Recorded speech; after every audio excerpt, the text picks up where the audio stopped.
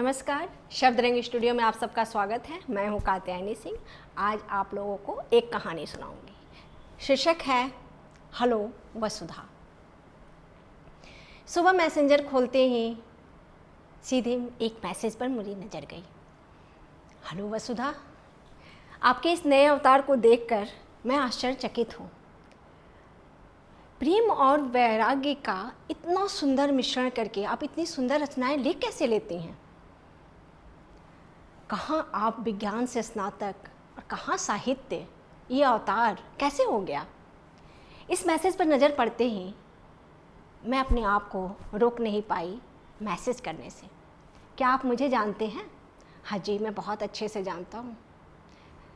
अच्छा, कैसे जानते हैं आप?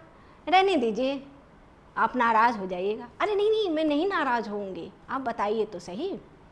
आपको याद है कभी कोई लड़का आपको बहुत फ़ोन किया करता था? मुझे याद नहीं है, क्या आप डिटेल में बताइएगा?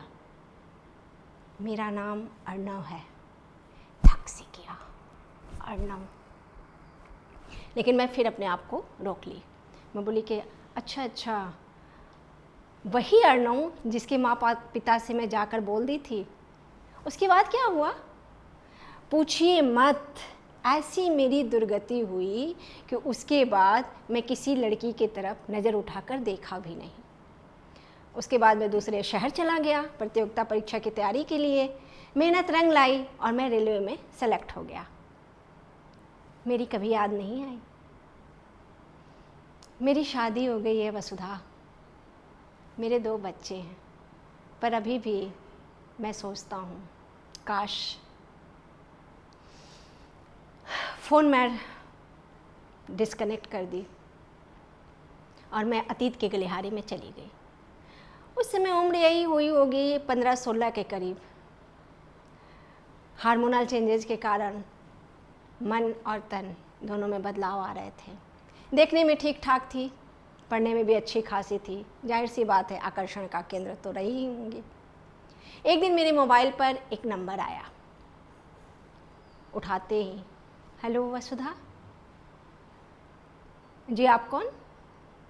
मैं आपका चाहने वाला। पता नहीं क्यों मुझे गुस्सा नहीं आया, अभी तो मुझे अंदर से खुशी हुई। शायद उम्र का असर हो, शायद पहली बार किसी ने कहा हो, कुछ भी हो सकता है। पर मैं फट से फ़ोन डिस्कनेक्ट कर दी। अब ये कंटिन्यू हो गया, रोज़ फ़ोन आता और रोज़ वही हेलो वसुधा, मैं आपको बहुत प्यार करता हूँ, और मैं हर बार फ़ोन डिस्कनेक्ट कर देती। एक दिन अकारण ही मेरा मन बहुत खुश था। हालांकि ये उम्र ही ऐसा होता है, कब खुशी हो जाए कब गम में बदल जाए पता ही नहीं चलता। उसी समय फ़ोन आया। वसुधा प्लीज़ फ़ोन मत कट करना प्लीज़। मैं भी मूड में थी। मैं भी बोली हाँ बोलो, नाम पहले तो बता दो अपना। अर्णव नाम है मेरा। अर्णव, अच्छा नाम था, आवाज़ भी अच्छी थी। मन मेरा उधर भटकने लगा। मैं भी थोड़ी थोड़ी बातें करने लगी अपने बारे में, उसके बारे में। धीरे धीरे बातें करते करते हम लोग प्यार की बातें करने लगे। एक दिन मैं बोली अर्णव मैं तुम्हें देखना चाहती हूँ।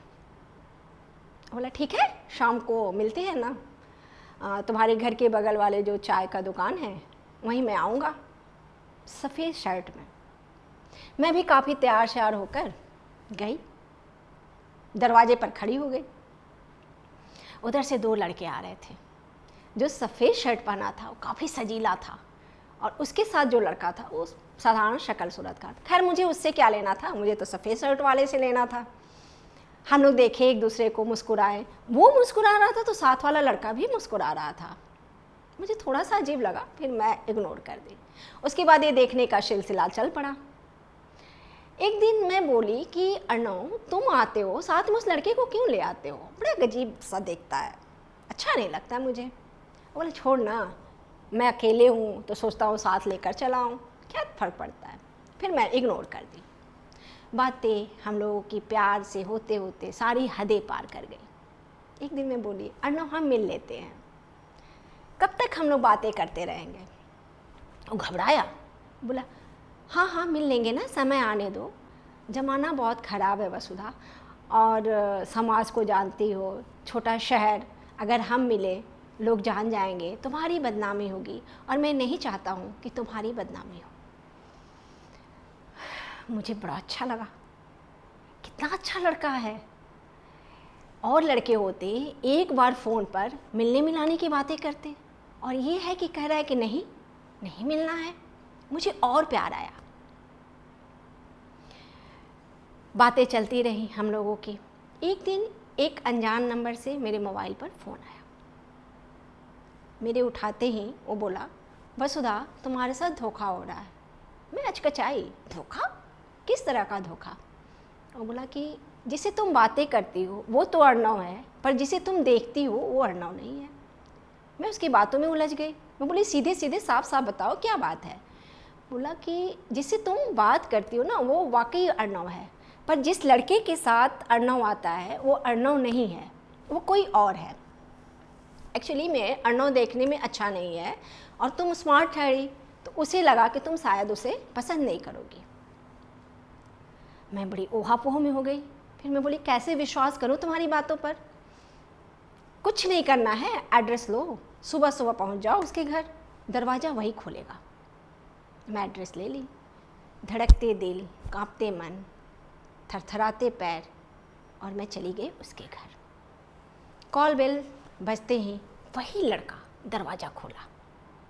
मुझे देखकर अचकचाया, अरे वसुधा तुम?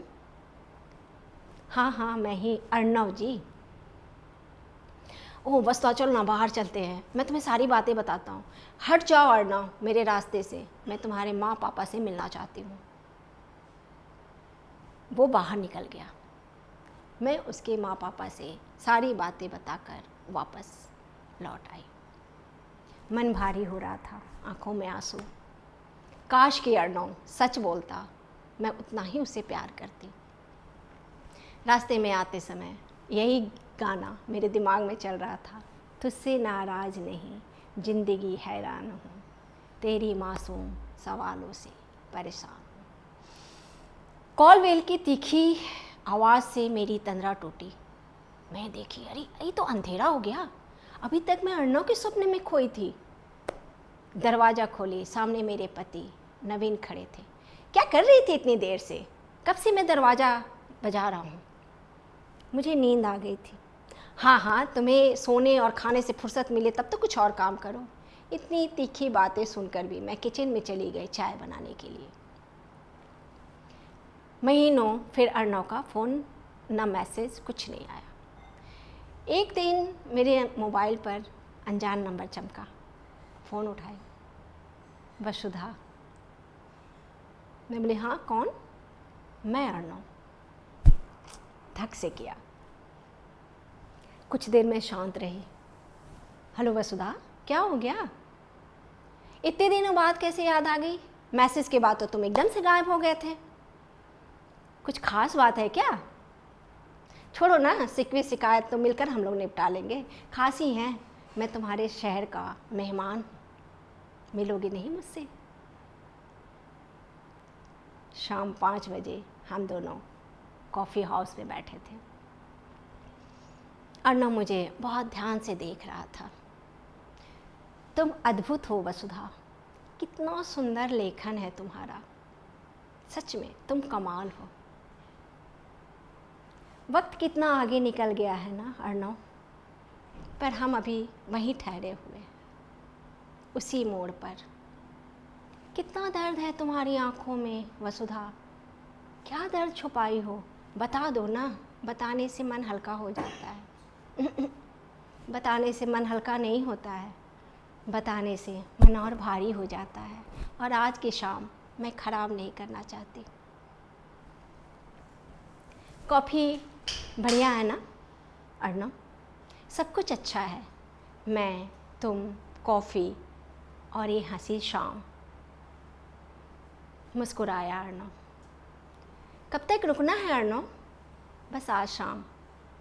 ओह, हम किसी को कितना भी जान लें पर कहाँ जान पाते हैं। पर यही अजनबीपन तो हमें आगे जानने के लिए समय देता है। हम दोनों मुस्कुराते हैं। अच्छा अर्णव, ये बताओ, हमारे रिश्ते का ये शुरुआत है या अंत? न शुरुआत है न अंत, ये तो मध्य है। चलो, शाम गहरा गई है, अब हम घर चलते हैं। हमारा रिश्ता भी तो गहरा हो गया है ना वसुधा। मैं पीछे पलटती हूँ, अर्णव का हाथ थामती हूँ। मुझे घर तक नहीं छोड़ोगे? घर पहुंचकर जैसे ही कॉल बेल बजाती हूँ, सामने नवीन दिखाई देते हैं। तुरंत मेरा हाथ मंगलसूत्र पर जाता है और पीछे पलटकर मैं अर्णव को देखती हूँ। बस इतनी सी ही कहानी। नमस्कार।